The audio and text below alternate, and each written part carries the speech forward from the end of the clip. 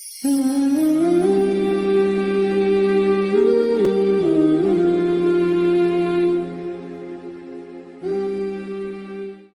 نبی نے فرمایا کہ جب لوگ جنت میں جا رہے ہوں گے، اویس بھی جا رہا ہوگا، دروازے کے قریب اللہ فرمائیں گے باقی سب کو جانے دو، اویس کو روک لو۔ تو وہ اویس پریشان ہو جائیں گے کہ اب بوئے تھے آتے کیوں رکاوٹ بن گئی، دروازے پہ آگے کیا رکاوٹ ہو گئی؟ تو وہ کہیں گے یا اللہ آپ نے مجھے کیوں روکا ہے؟ تو اللہ تعالیٰ فرمائیں گے پیچھے دیکھو، پیچھے دیکھیں گے تو جہنم کے لوگ کھڑے ہوں گے، مجرم۔ کہیں گے اویس تو نے مجھے خوش کیا ماں کی خدمت کر۔ کیا کہا؟ ماں کی خدمت کر کے۔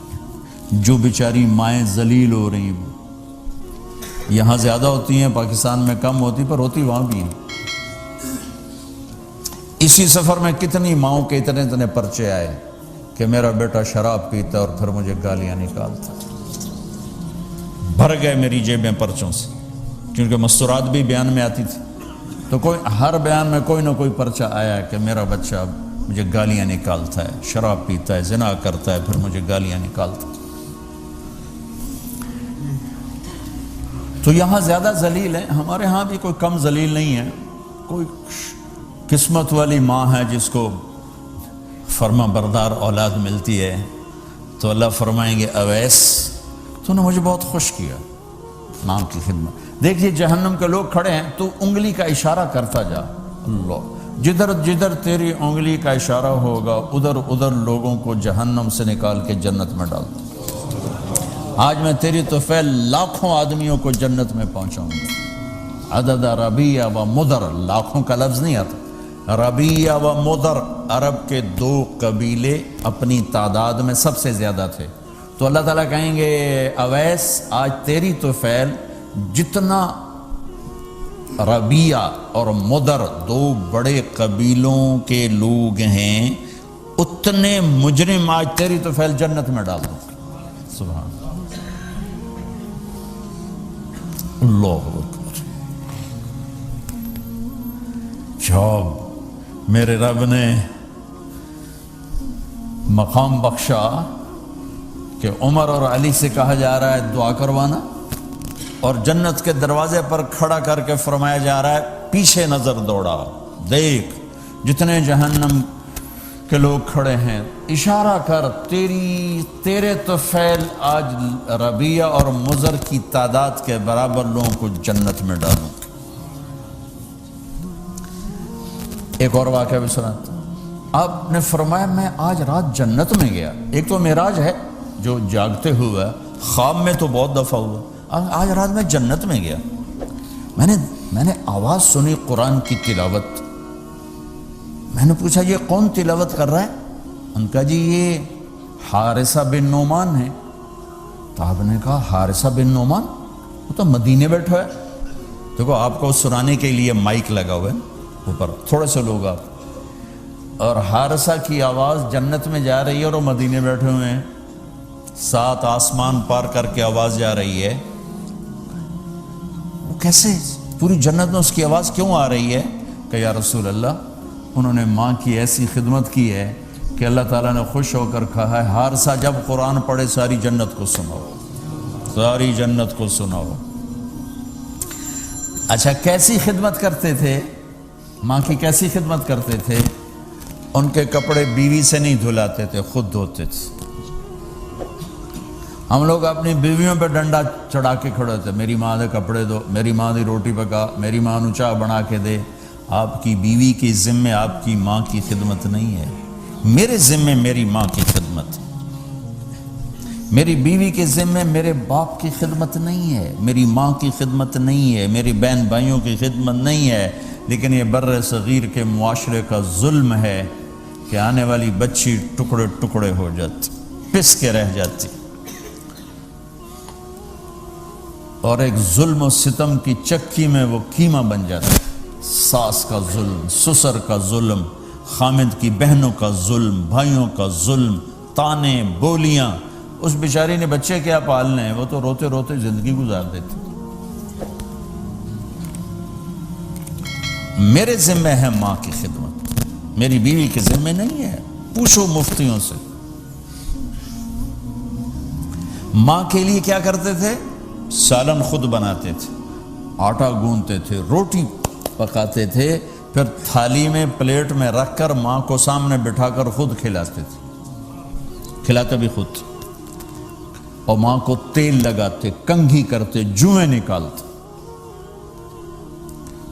اور کبھی اماں کوئی کام کہہ دیتی اور سمجھ میں نہیں آیا تو یہ نہیں کہتے تھے ماں جی کیا جائے، اپنی بیوی کو باہر بلا کر کہتے ماں جی نے کیا کہا ہے مجھے سمجھ میں نہیں آیا۔ ایک دفعہ موسیٰ علیہ السلام نے پوچھا یا اللہ میرا جنت کا ساتھی کون ہے؟ تو موسیٰ علیہ السلام نے فرمایا فلاں قصائی تیرا جنت کا ساتھی۔ تو موسیٰ علیہ السلام تھوڑا سوچ میں پڑ گئے کہ قصائی تے موسیٰ دا جوڑ کے میں بیٹھ گئے، فلاں مجاہد، فلاں عالم، فلاں ولی اللہ وہ تیرا جنت کا ساتھی، قصائی تیرا ساتھی۔ تو موسیٰ علیہ السلام نے پتہ پوچھا اور پہنچ گئے۔ تو وہ گوشت کی دکانوں میں ایک دکان اس کے بھی تھے، میں بٹھا چوکڑی مار کے تھے اپنا ویچی جاندے تھے، ٹکی جاندے۔ کوئی موسیٰ علیہ السلام کو اسپیشل چیز نظر نہیں آئی۔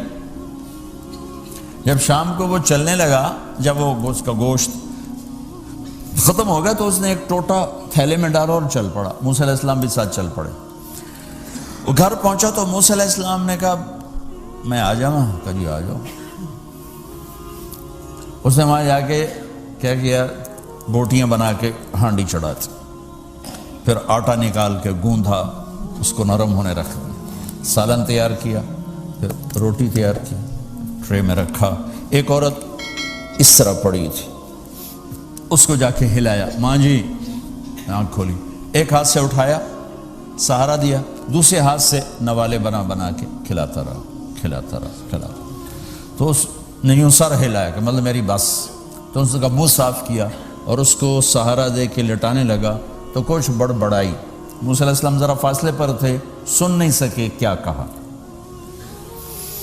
موسیٰ علیہ السلام نے فرمایا میرے بھائی یہ کون ہے؟ کہا جی میری ماں ہے، اور میں جب صبح جاتا ہوں نا کام پر تو اس کے سارے خدمت کر کے روٹی پانی کھلا پلا پھر میں جاتا ہوں، پھر جب شام کو واپس آتا ہوں تو پہلے میں اس کی یہ خدمت کرتا ہوں۔ بیوی سے نہیں کہا، خود کیا۔ ہم اپنی بیویوں کو کتنا ذلیل کرتے ہیں، اور 99% جو ساس ہے وہ نیگیٹو ہے اور ظالم ہے۔ 99% ساس نیگیٹو ہے اور ظالم ہے، اور ہمارے بچوں کو ہوش نہیں کہ میری ماں ہے، میری ماں ہے۔ ماں کی وجہ سے بیوی کو تباہ نہ کرو، اور بیوی کی وجہ سے ماں کو تباہ نہ کرو، اس میں بیلنس کرو۔ بیوی کے عشق میں ماں باپ ذلیل نہ ہو، اور ماں باپ کے عدم میں بیوی ذلیل نہ ہو۔ یہ دونوں نوحے میں سن رہا ہوں، اس لیے بول رہا ہوں، دکھ سے بول رہا ہوں۔ کہا جی میں شام کو پھر اس کی خدمت کرتا ہوں، اب بچوں کو بعد میں دیکھتا ہوں۔ کہا اچھا یہ بتا یہ کیا کہہ رہی تھی؟ لٹا رہے تھے۔ کہنے لگا جی بس ماں جو ہوئی جب بھی خدمت کرتا ہوں تو کہتی اللہ تجھے جنت میں موسیٰ کا ساتھی بنا۔ میں تو جی کمی کسائی تے موسیٰ کلیم، میرا دا کی جوڑ ہے۔ میں کہا پترا تیرا جوڑ بنا چھڑے تیری ماں۔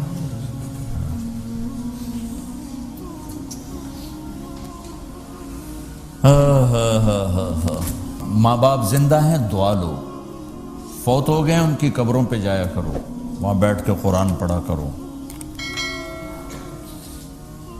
جو بچہ پڑھے گا وہ اتنا طاقتور ہو کے ماں باپ کو لگے گا، اگر وہ فوت ہو چکے ہیں۔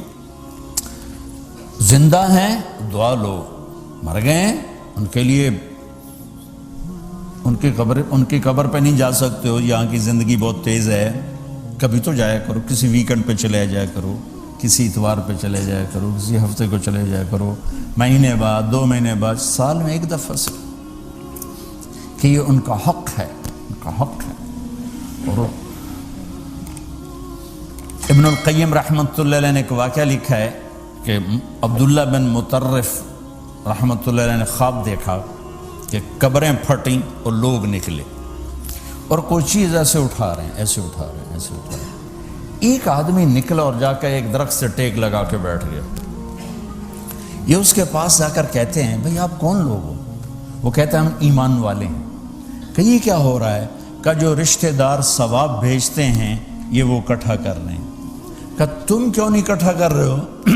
کہ میرا بیٹا حافظ قرآن ہے، ایک قرآن روزانہ ختم کر کے مجھے بھیج دیتا ہے، تو میں نے پرچون دی لوڑ نہیں رہ جاندی، میرا تھوک دا کام۔ کہ تیرا بیٹا کیا کرتا ہے؟ کہ اس کی مٹھائی کی دکان ہے بازار میں۔ آنکھ کھل گئی، صبح ہوئی تو پہنچ گئے، بازار کھلا، دیکھا تو ایک نوجوان بیٹھا ہوا اور مٹھائی بیچ رہا اور ہونٹ ہل رہے ہیں۔ پہلے اس کو نہ چیک کرتے رہے، پھر اس کے پاس آئے، بیٹا تیرا نام کیا ہے؟ وہی نام تھا جو خواب میں سنا۔ یہ کیا پڑھ رہے ہو؟ کہ جو قرآن پڑھ رہا ہوں۔ کتنا پڑھتے ہو؟ ایک ختم روزانہ پڑھتے ہو۔ کیا کرتے ہو؟ کہ والد کو ایصال ثواب کرتا ہوں۔ کیا اتنی مشقت کیوں اٹھاتے ہو؟ کہ وہ میرے لیے بہت کچھ چھوڑ گیا، میں چاہتا ہوں میں بھی اس کے لیے کچھ حصہ بنتا رہوں۔ تو یہ والدین کے حقوق میں سے ہے کہ اگر وہ چلے گئے ہیں ان کے لیے ایصال ثواب کرو۔